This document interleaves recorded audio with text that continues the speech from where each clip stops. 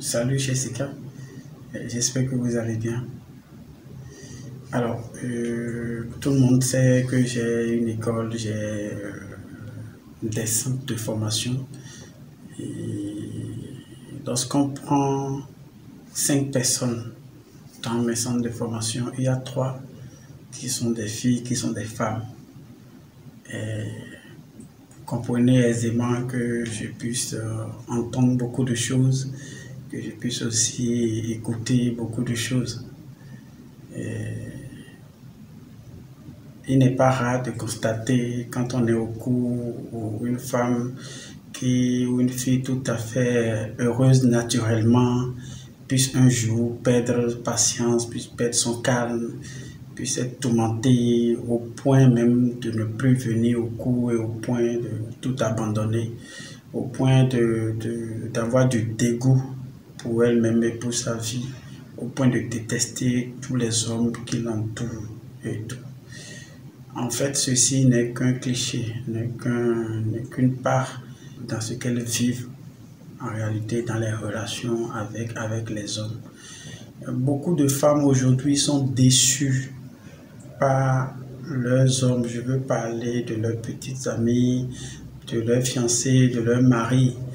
Beaucoup de femmes aujourd'hui sont fatiguées de toujours faire les relations. Au début, c'est bon, mais après, ça ne donne rien.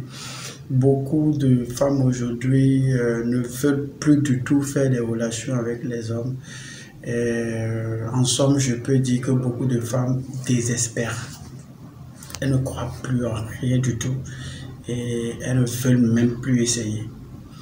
Je voudrais, à travers ce canal, dire à toutes les femmes qui sont tristes aujourd'hui avec les hommes, à toutes les femmes qui ont des difficultés aujourd'hui avec les hommes, à toutes les femmes qui désespèrent, à toutes les femmes qui n'espèrent plus rien du tout, qui ne croient plus en la réussite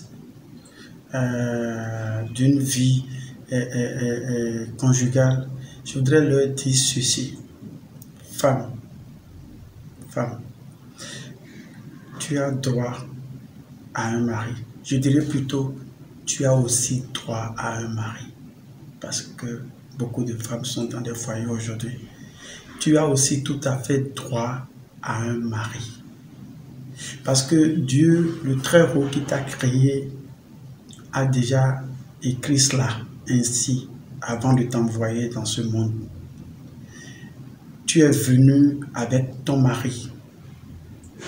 Toi qui m'écoutes en ce moment, laisse-moi te dire que tu as droit à un mari.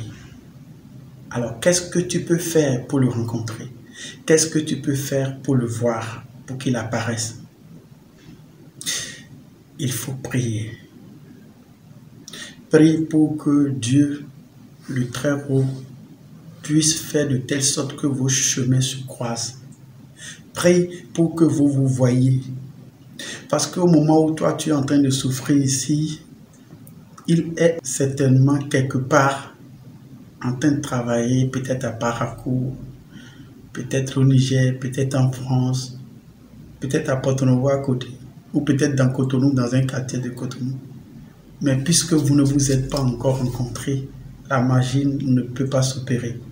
Alors prie pour que Dieu te fasse découvrir celui qu'il t'a réservé.